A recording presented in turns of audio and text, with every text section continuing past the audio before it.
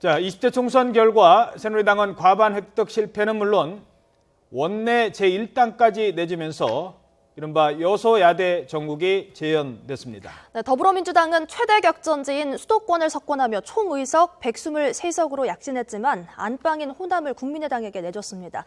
자, 선거 결과로 나타난 우리 국민의 선택을 전문가들과 함께 분석해 보도록 하겠습니다. 세 분 나와 계십니다. 박명호 동국대 교수, 서종욱 변호사, 배종찬 리서치앤리서치 본부장과 함께합니다. 어서 오세요. 안녕하십니까? 예, 안녕하세요. 자, 오늘 김무성 대표가 조금 전에 참패 책임을 지고 대표직에서 사퇴하겠다라고 얘기를 했습니다. 일단 이번 선거의 총평, 박명호 교수님 어떻게 하시겠습니까?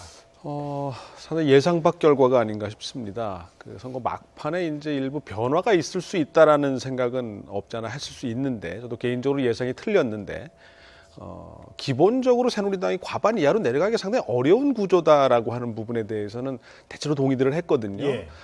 만약에 내려간다 하더라도 이렇게까지 내려갈 거라고는 그렇죠. 생각을 못했고, 예. 지금 이 선거 결과는 사실 2004년 총선 때하고 비슷한 겁니다. 총의석 수가 한 석 더 많은 거고, 지역구 의석에서 더민주보다도 새누리당이 뒤질 거라고 생각한 사람은 아마 거의 없지 않았나 생각이 되고요. 예.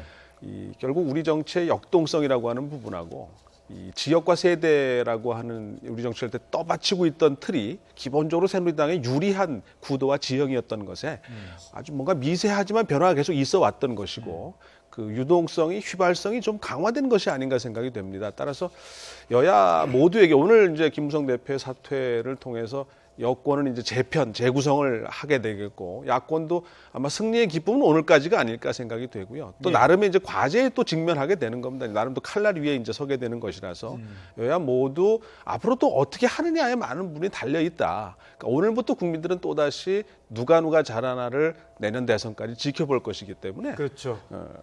여야 모두에게 새로운 출발선이 아닐까 생각이 됩니다. 그 이른바 구도상으로 봐서는 기울어진 운동장이라고 했습니다만 관객들은 기울어지지 않았던 것 같아요. 심판을 내렸던 것 같습니다. 국민들의 준엄한 심판이라고 봐야 될 텐데, 기존 정당이 보여준 서비스에 대한 대실망, 불만족이 고스란히 드러난 그런 선거였습니다.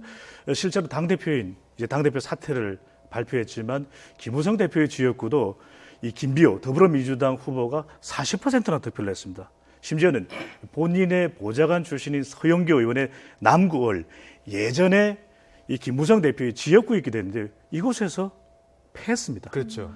이런 정도의 국민들. 그래서 실제 득표를 해서 당선된 새누리당 후보들일지라도 상당한 득표력의 한계를 또 보여주기도 했거든요. 그만큼 국민들이 이 기초 체력이 저하된 새누리당의 모습 말 그대로 실망이었는데, 실제로 이 선거일 한 달 반 전만 하더라도 새누리당의 지지율은 40% 초중반을 넘나들었습니다. 예. 하지만 가장 최근인 선거에 임박해서는 심지어 한 여론조사 기관의 새누리당 지지율은 20% 후반으로 나타나게 됐습니다. 예. 이 국민들의 심판에 부응할 수 있는 변화를 모색하지 않는다면 이탈한 지지층들의 이 실망감은 오래갈 것으로 보여집니다. 예.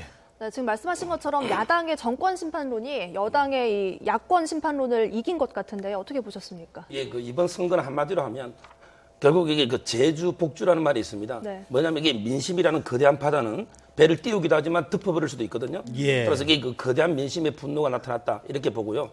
선거 구도는 이제 새누리당은 친박 비박, 즉 한 지붕 두 가족이고요. 그다음에 야당은 이제 두 지붕 두 가족이 싸웠는데, 그러다 보니까 이게 전체 야당의 파이가 커진 상태에서 야당 지지층들이 전략적 투표를 했습니다. 뭐냐면 이게 지역구는 더민주, 또 이게 비례는 국민의당. 그게 이제 새누리당이 참패한 게 아닌가 이렇게 봅니다. 예. 이번 선거 결과에 중요한 것이 YTN이 보여준 획기적인 분석 시스템인 이번 선거 결과 개표 방송을 보면요, 정당 따로 인물 따로 있거든요. 예. 지역구 개별적으로 볼 때는 거의 180여 곳 가까이는 새누리당이 정당 득표는 1위였습니다. 네. 그럼에도 불구하고 현실적으로는 10여 곳 정도, 5곳 정도밖에 지역구에서 당선시키지를 못했다라는 것이거든요. 그만큼 이 지역 내에서 찍을 만한 인물이 없었다. 그러다 보니까 반사 이익을 오히려 더불어민주당이 가져간 것이거든요. 바로 이 부분도 향후에 더불어민주당으로서는 기쁘기도 하겠지만 향후에 과제가 될 것으로도 보여집니다. 예. 그러니까 정책 선거가 아니고 인물 중심의 선거였기 때문에 그런 일이 더 벌어졌던 게 아닌가. 그래서 어려운 지역이지만 계속해서 도전을 후보들의 승리를 한 곳이 몇 곳이 나오게 됩니다. 그 부분 잠시 뒤에 얘기를 하도록 하고요. 지역별로 살펴보겠습니다. 수도권 민심부터 살펴보죠. 지금 새누리당이 강남에서도 무너지고요. 네. 뭐 많이 지금 그 전에 전통적인 문법으로 해석이 안 되는 이런 지역이 많이 지금 나오고 있는 것 같아요. 그 강남 을이죠. 네. 사실 선거구 획정 과정에서도 가능성이 좀 있을 수 있겠다라는 그 전망은 있었어요. 근데 예. 이제 설마 했는데 정말 현실화됐던 것이고, 뭐 대구의 수성과 같은 충격을 아마 새누리당에서 주지 않았나 생각이 됩니다. 결국 서울에서 지금 얻은 의석이 서울이 12석밖에 안 되는데 예. 탄핵 때도 16석을 얻었었거든요. 예. 거의 또 수도권과 대부분의 이 수도권 지역에서 새누리당이 여태 통산 보면 한 6대 4 정도. 그렇죠. 근데 지금은 30% 밑으로 더 떨어진 예. 셈이 됐습니다. 따라서 새누리당 입장에서는 앉을래야 앉을 수 없는 선거가 돼버렸죠. 영남도 내주면서 수도권에서 이렇게 뭐 8대 2에 가깝게 패해버렸기 때문에 예. 상당히 충격이 크지 않을까 생각이 됩니다. 예. 저도 이게 그 집이 저 지역구 강남인데요. 네. 결국 이게 수도권 민심은 또 지방 민심의 영향을 많이 받습니다. 왜냐하면 이게 수도권에서 TK, PK도 많이 있기 때문에 그런 이제 그 TK는 너무 많이 잘라서 문제고 또 이게 PK는 전원을 다 공천해서 문제고 이런 이제 그 지방에 이반된 민심이 수도권에도 오고요. 그다음에 이 강남의 가벌병으로 세 개 나눠지는데 거기 이게 공천이 너무 잘못된 겁니다. 왜냐하면 이게 강남은 텃밭이면 오히려 정말 참신하고 능력 있는 인물을 해야 되는데 전부 이게 그 예전에 뭐 비례나 예전에 놓던 이 공천이 잘못된 데 대해서 강남 주민들이 심판한 게 아닌가 이런 생각이 듭니다. 이 수도권 민심 몇 가지로 분석을 할 수가 있는데요. 이 대표적인 곳이 용산구입니다. 용산구는 새누리당 의원이었던 진영. 현역 의원이 네. 진영을 바꿔서 더불어민주당 후보로 출마를 했는데 진영에 대한 논란 없이 최종 선거는 당선이었습니다. 네. 예. 그것을 보면 이 지역에서도 정당 득표는 새누리당이 가장 높았거든요. 사실 논란이 되는 지역이라서 과연 당선될 수 있을까라고 봤는데 최종적으로 당선되는 걸 보면 이러한 진영을 갈아타는 것보다도 오히려 정권에 대한 정부에 대한 심판 성격이 더 강했다라는 것이거든요.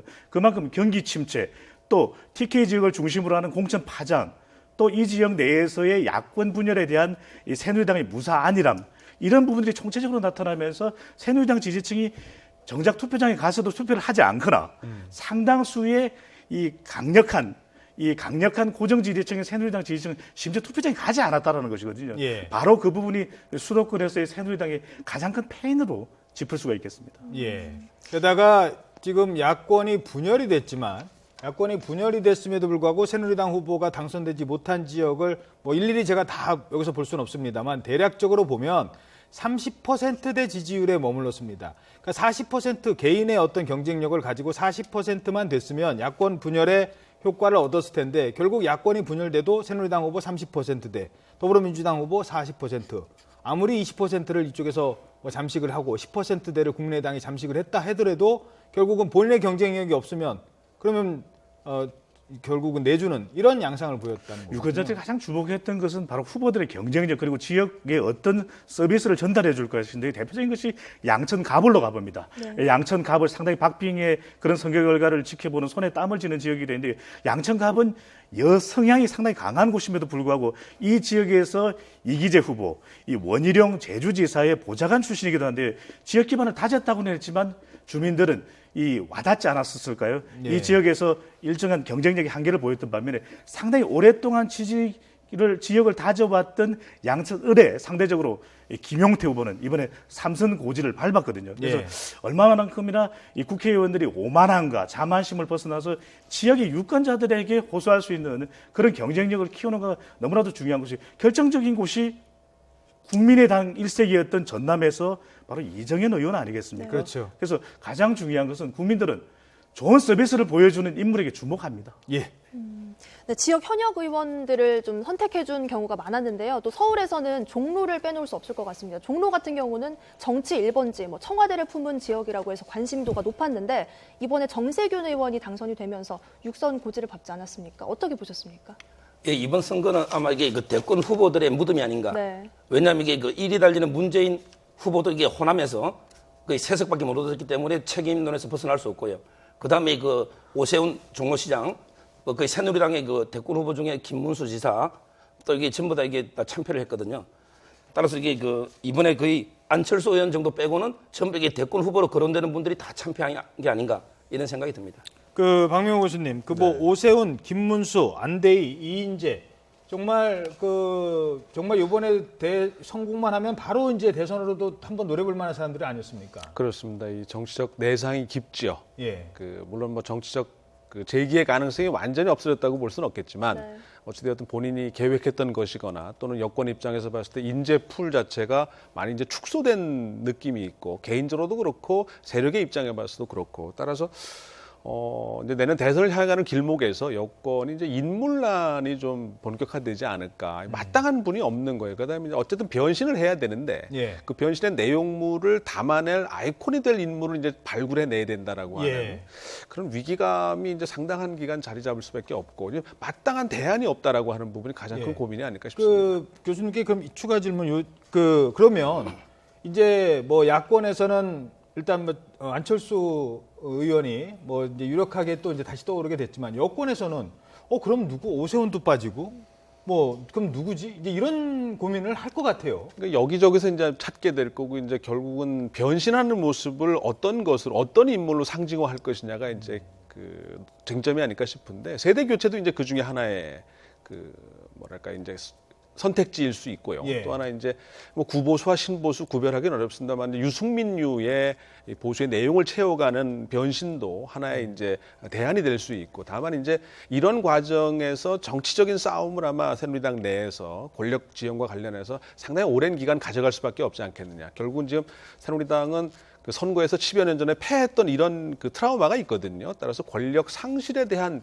어떤 그 절망감이랄까요? 아니면 그런 그 위협감이 상당합니다. 따라서 이 권력을 지키고자 하는 특히 내년 대선을 향해서 어떻게든 뭔가를 해야 된다는 압박감이 상당히 크지 않을까 싶고 예. 따라서 그 과정에서 이제 상당한 내홍이 이어지지 않을까 싶습니다. 아까 김무성 대표가 이제 이번 총선 패배에 책임을 지고 대표직에서 물러난다라고 했는데 그게 대선 주자에서도 물러나겠다는 얘기는 아니겠죠? 어떻게 보십니까? 글쎄요, 뭐 양면이 다 있지 않을까 생각이 됩니다. 일단은 오늘 책임을 지는 게 맞고요. 네. 어쨌든 정치인은 선거 결과로 말할 수밖에 없는 것이기 때문에 본인이 대선 가도를 생각하고 있다 하더라도 이 부분이 상당히 부담이 될 수밖에 없지 않나 싶습니다. 예, 알겠습니다. 자, 그리고 무소속 당선된 사람들이 있습니다. 자, 지금 일당은요, 이 결과로 보면 123석을 차지한 더불어민주당입니다. 일당은 물론 새누리당이 한석 부족합니다만 그래서 무소속을 이제 다시 영입을 하면 되겠습니다만 선거 끝나고 바로 다음날 영입할 수 있는 사람은 윤상현 의원 정도 뭐 지금 이제 그렇지 않습니까? 또 이제 이미 공천 탈락을 했는데 다음날 바로 받을 수도 없고 그런 고민도 좀 있을 것 같아요. 무소속의 힘 어떻게 보십니까? 예, 그 무소속이 11명이 됐죠. 네. 그중에 그 새누리당 성향이 아마 7명 알고 있는데요. 제가 보기에 바로 그냥 입당을 시킨다면 앞으로 이게 정당의 공천 시스템이 이렇게 무너질 수가 있거든요. 예. 따라서 이게 바로 입당은 좀 어려울 것 같고 뭔가 이게 새로운 중립적인 새로운 지도부가 들어서면 아마 그때는 이게 심각하게 고민할 것 같고요. 그리고 이제 윤상현 의원을 입당시킨 다음에 당연히 유승민 의원이나 반대측도 같이 입당을 시켜야지 친박만 입당시킬 수는 없겠죠. 예. 예. 이 알겠습니다. 무소속 당선자들은 선뜻 입당하기는 힘든 것이 유권자들 눈치를 또 볼 수밖에 없거든요. 당선시킨 유권자들은 공천 파장에 같이 불만하고 그렇죠. 같이 또 우려하면서 이렇게 무소속 당선자를 만들어낸 것이거든요. 그렇다고 해서 이것을 바로 또 당에 들어가는 또 콜하는 경우에는 상당히 머쓱해질 수밖에 없습니다. 공천 파장으로 내칠 때는 언제고 지금 와서는 또 여러 가지 선거 결과 상황상 당내로 들어오라 이런 부분들도 새누리당 지지층에 상당히 부정적으로 비춰질 수밖에 없거든요. 그렇다면 앞서 말씀대로 서 변호사께서 말씀하신 대로 당내의 혁신적인 공간 새누리당은 변할 것이다. 그리고 이런 무소속 당선자들의 의견도 반영할 것이라는 상황이 만들어져야만 순순히 입당할 수 있는 또 복귀하는 그런 과정이 만들어질 것으로 보여집니다. 예. 또 이번 선거가 현 정권의 심판 성격을 띠는 선거인 만큼 또 박근혜 대통령의 조기 레임덕 가능성도 있습니까? 뭐 불가피하지 않겠나 생각이 됩니다. 어찌되었든 대통령의 임기는 정해져 있는 거고 네. 시간과의 싸움의 문제였기 때문에 시간 문제였지 안 하거나 못 할 수 있는 문제는 아니었거든요. 따라서 다만 이제 지금 좀 미룰 수 있지 않았겠느냐. 이를테면 새누리당이 과반 넘거나 또는 뭐 아주 일부의 예상처럼 180석 이상이 됐다라고 한다면 없을 수는 없지만 조금 미룰 수는 있었을 텐데 지금 이렇게 된 상황에서는 일종의 공천에 대한 책임 또는 이런 선거 결과에 대한 정치적 책임 부분에서 완전히 자유로울 수 없는 상황이기 때문에 예. 뭐 레임덕은 아니라 하더라도 결국은 여권 내에서 원심력이 강화되는 추세일 수밖에 없는 상황에서는 할 수 있는 것이 그렇게 많지 않지 않겠나. 권력 자원이 그렇게 많지 않지 않겠나 생각이 듭니다. 게다가 당장 지금 뭐 경제 관련 법안 지난번에 통과 못 된 거 이번 국회의원 선거 오늘 했다고 19대 임기 오늘로 끝난 거 아닙니다. 아직 남아 있습니다. 그때까지 법안 처리해야 될 거 있는데 지금 그것도 지금 이런 분위기라면은 경제 관련 법안 어렵지 않겠습니까? 예, 그렇죠. 지금 현재도 이게 국회 선진화법 때문에 보통 이게 식물국회라고 비판을 받고 있잖아요.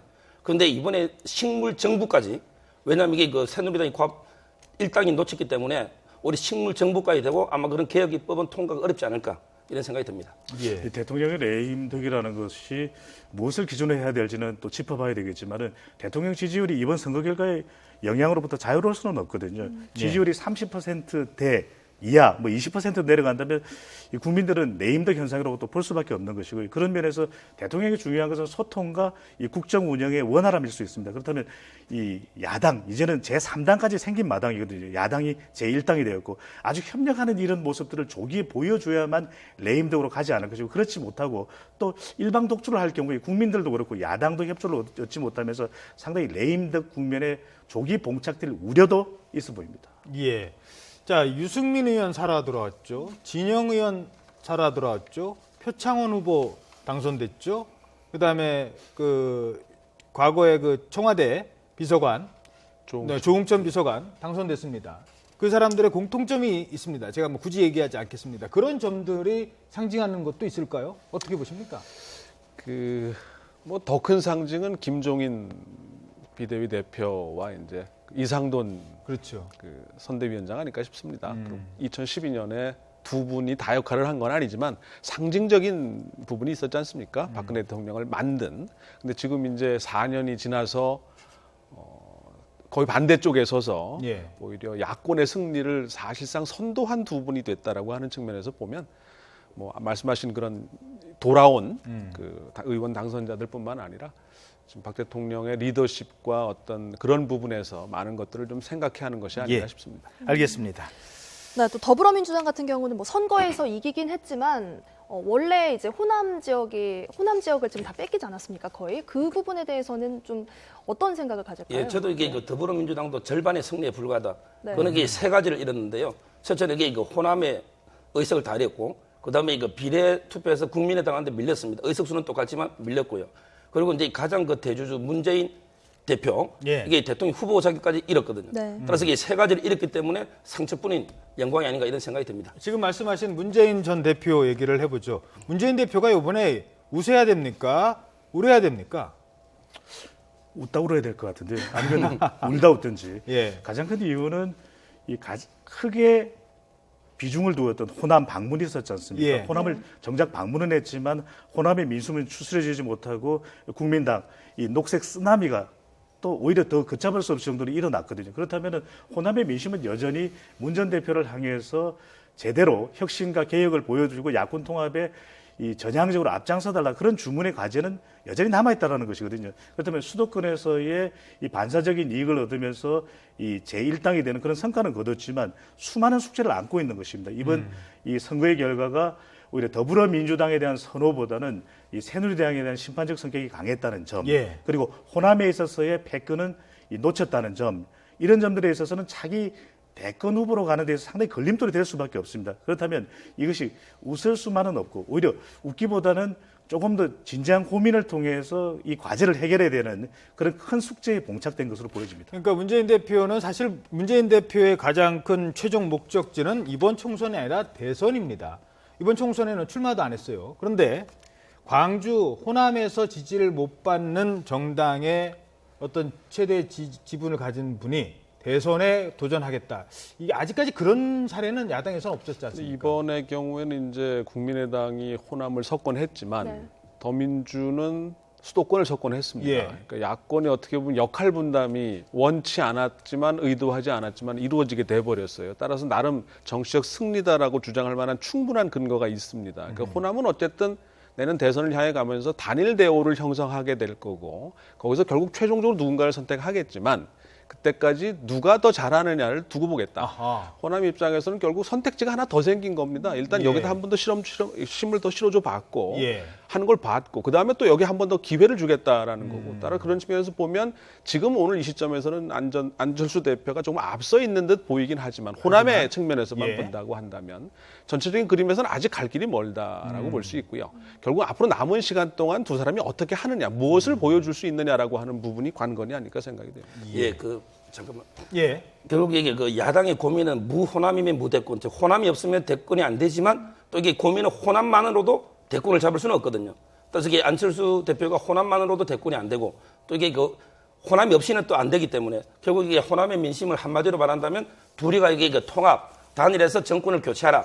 이게 호남의 민심이 아닌가 이렇게 생각합니다. 예. 야권의 차기 대선 구도도 그렇게 보면 이 과연 문 전 대표 수도권에 좋은 결과가 있었고요. 그다음에 안철수 대표는 호남에서 좋은 결과가 있었어요. 근데 문제는 결국 협력을 할 수밖에 없다면 오히려 이러한 어떤 어부지리를 이 박원순 서울시장이 또 어떻게 타개고 그렇죠. 전개해 나가느냐도 눈여겨볼 부분이거든요. 그만큼 야권의 대선 후보 가도는 상당히 복잡해졌다 이렇게 보여집니다. 네, 국민의당 경우에는 뭐 호남을 석권했지만 반면에 또 말씀하신 것처럼 과제가 있을 것 같습니다. 이제 수도권 지역에서는 2석밖에 주지 못했는데요. 네. 국민의당도 이게 저는 완전한 승리를 보기 어려운 게 물론 이게 그 의석수는 많이 했지만 지지율도 결국 이게 그 국회 선진화법에서 캐스팅 보트를 지어야 되는데 그게 안 되거든요. 왜냐하면 이게 여야 새누리당하고 합쳐도 180이 안 되고 또 이게 민주당 합쳐도 180이 안 돼요. 원래 이게 제3당의 힘은 캐스팅 보트에서 노는 거 아닙니까? 그런데 그게 안 되기 때문에 국민의당도 어떤 이게 활동 공간이 상당히 좁아질 수밖에 없다. 그리고 두 번째는 이게 국민의당의 스펙트럼이 상당히 넓습니다. 왜냐하면 이게 천정배, 정동영, 약간 이게 진보부터 그렇죠. 또 중도까지 따라서 이게 그 바람 잘 날 없는 또 집안 싸움이 벌어지지 않겠나 이런 생각이 듭니다. 이제 그 부분입니다. 지금 뭐 캐스팅 보트 말씀을 하셨는데 제 생각에는 뭐 그거야 이제 선진화법의 캐스팅 보트고요. 법안 처리에서는 정확하게 캐스팅 보트를 그것도 아주 큰 폭의 캐스팅 보트를 준 거 아니겠습니까? 40석에. 그러면 말씀하신 것처럼 정동영 당선자부터 이상돈 당선자까지 갖고 있는 정당입니다. 뭐 예를 들어서 북한 인권법 과연 어떻게 처리할 것인가? 이제 새누리당 한 당의 힘으로는 도저히 안 되는 거예요.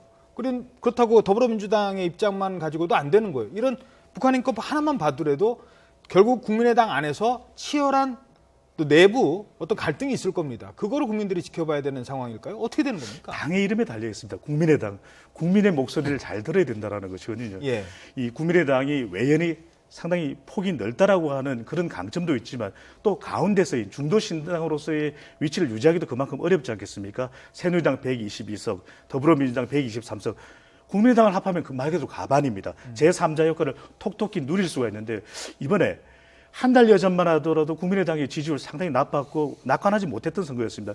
그런데 왜 국민의당의 지지율이 높아졌습니까? 이 더불어민주당도 비례대표 관련해서 공천 파동을 겪으면서 그다음부터 현장 행보를 하면서 국민의당의 지지율이 높아졌거든요. 예. 우문현답. 이 오히려 당내의 갈등을 조장하고 확장하기보다는 이 현장에서 국민들의 목소리를 듣고 호남 유권자들의 목소리를 듣고 수도권 유권자들의 목소리를 그 상황에서 안철수 대표의 스타 역할은 크게 빛났던 것이거든요. 예. 국민들 속으로 들어가는 그 국민의 당의 모습을 보여줄 때 국민당의 지지율이 높아졌기 때문에 노원 자기 지역구에서도 큰 격차로 이기지 않았습니까? 그렇죠. 바로 준엄한 유권자들의 중도신당의 목소리를 계속 들어야 될 것으로 보여집니다. 네, 지금 뭐 이야기 나누고 있는데요. 이번 선거에서 견고하던 지역주의 벽이 곳곳에서 무너졌다는 점에서 좀 의미가 더 큰 것 같습니다. 이른바 텃밭을 깨고 당선된 인물들의 소감 한번 들어보겠습니다. 제가 앞장서서 몸으로 말이 아니라 발로 뛰면서 실천하겠습니다. 국가 발전을 위해서 국회의원은 무엇을 해야 하는지 제가 그 모델이 되겠습니다. 정말 감격스럽습니다. 정말 전주 시민의 선거 혁명이었습니다. 6년간 한 분 한 분 만나서 정말 어깨동무하면서 이렇게 친해진 결과가 저한테 이렇게 마음을 주셔서 선거 혁명을 이렇게 된 것 같습니다. 정말 진심으로 한 분 한 분 모든 분들에게 감사를 올립니다. 네. 자, 저는 저분들을 특히 이제 전북에서 한 명, 전남에서 한 명, 그것도 새누리당 깃발 들고 성공한 두 사람을 보면서 저 사람들이 정말 얼마나 많은 사람들과 악수를 나누고 저 사람들이 얼마나 많은 상갓집 뭐 결혼식장 가서 많은 사람들을 만나고 자기 자신의 정책을 홍보했을까라는 그런 생각이 듭니다. 정말 어떻게 보면 승리의 인간 승리라고까지 얘기할 수 있는 부분 아니겠습니까? 예. 그렇죠. 그 이정현 의원 같은 경우에는 사실 뭐 재선이 3선인데요. 비례대표 한 번 포함하면 3선인데 지역 이제 재선이 되는데요. 그 전부터 광주에서 출마를 했거든요. 처음 광주 출마했을 때 거의 지하당 활동하는 시기라고 할 정도의 그렇죠. 상황이었을 겁니다. 예. 그러니까 결국 이제 정운천 당선자도 그렇고 또 김부겸 대구의 당선자도 그렇고요. 진정성에 대한 국민적 공감이 결정적인 거 아닌가 생각이 됩니다. 그게 이제 오랜 시간이 걸린 거죠. 그게 뭐 한두 번 어떻게 상징적인 것으로 보여준다고 통할 수 있는 것이 아니고 결국 그것은 의도적인 것이 아니라 그런 노력의 결과물이기 때문에 지역주의가 완전히 사라지거나 뭐 해체될 수는 없겠지만 예. 적어도 유권자들이 이제는 다른 차원에서도 판단할 수 있다라고 하는 근거를 좀 제기해 준 것이 아닌가 싶습니다. 예. 예, 그 옛날에는 이게 특정 지역은 막대기만 꽂아도 당선될 정도로 이게 그 지역주의가 심했는데 이번에 그게 많이 완화됐거든요.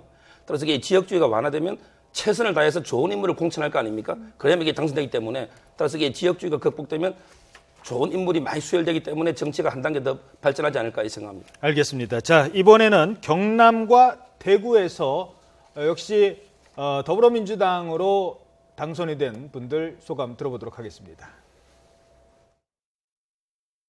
김의 자존심을 지켜주신 데 대해서 다시 한번 진심으로 감사를 드립니다. 이번 승리는 김해를 넘어서 부산, 경남 그리고 다음 정권 교체로 이어질 수 있는 그런 대한민국 정치 변화의 신호탄이 될 수 있다 그렇게 생각합니다. 이번에 전국 최고의 투표를 보였습니다. 그만큼 변화에 대한 대구 시민의 열망, 뭔가 현실을 바꿔보자는 수성구민들의 변화에 대한 열망이 터져나온 거다 그렇게 보여집니다. 그분들에게 호소드렸던 이 지역주의에 찌든 이 정당 구도, 정당 문화 바꾸지 않은 데 대해서 격려해 주신 것 같고요. 네, 앞서 저희가 지금 들은 녹취 보시면요, 이제 한석 이상의 의미를 가지고 있다 이렇게 봐도 되지 않겠습니까? 그렇습니다. 이 정말 흠지에서 말 그대로 당선이 됐다는 것도 대단한 것이고요. 그만큼 그 지역에서 갖고 노력을 한 것이거든요. 단순히 한 지역에서의 당선이 아니라 당을 대표해서 당선이 된 것이나 다름없는 것이고요. 대구에서는 불모지였던 대구에서 김부겸 이 후보가 전 의원이 이 지역을 상당히 오랫동안 다져왔기 때문에 가능했던 일이고요. 저는 주목하는 것이 부산이라는 데는 깃발만 꽂으면은 이 새누리당이 당선되는 거죠. 예전에 이 지역에서 시의원 같은 경우에는 선거운동기가 나타나지 않는데도 등록만 하는데도 당선된 적도 있었습니다. 예. 그럼에도 불구하고 이 지역에서 김영춘, 전재수, 최인호 더불어민주당 후보들이 이 당선을 했다는 건 상상한 것이고요. 김부겸 후보만 주목을 하는데 이 부산 진갑의 김영춘 후보. 그렇죠. 말 그대로 이름에 춘자가 있습니다만 봄은 오지 않았습니다. 춘내불사춘이라고 난 언제 당선되나 이러고 그렇죠. 있었는데 과거 이 지역에서 출마도 한번 선언했었고 여러 가지 김영춘 후보 같은 경우 정말 많은 길을 달려오지 않았습니까? 그렇습니다. 사전 5기, 뭐 오전 6기 이 절치부심 속에서 당선이 됐다는 것도 대단하고요. 이 전재수 후보 같은 경우에도 시시각각 지지율이 올라가면서 끝내 뒤집었고 당선됐거든요. 갖고 있는 노력이 있었던 것입니다. 중요한 것은 인물이 답입니다. 자, 그 뭐 지역별로 한 분 한 분 말씀해 주시니까 제가 한 분 더 여쭤보겠습니다. 홍일학 후보 같은 경우는 더불어민주당 공천을 탈락해서 무소속으로 나왔거든요. 이분은 다음 선택은 어디로 갈 것 같습니까?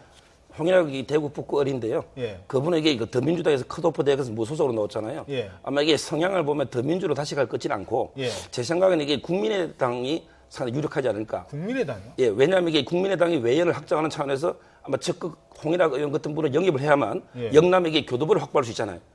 그리고 이게 정치 성향으로도 새누리당, 더민주 다시 갈 수 없으면 어차피 이게 무소속 한계가 있으니까 아마 이게 국민의당이 이념 성향이 좀 맞다는 거죠. 예.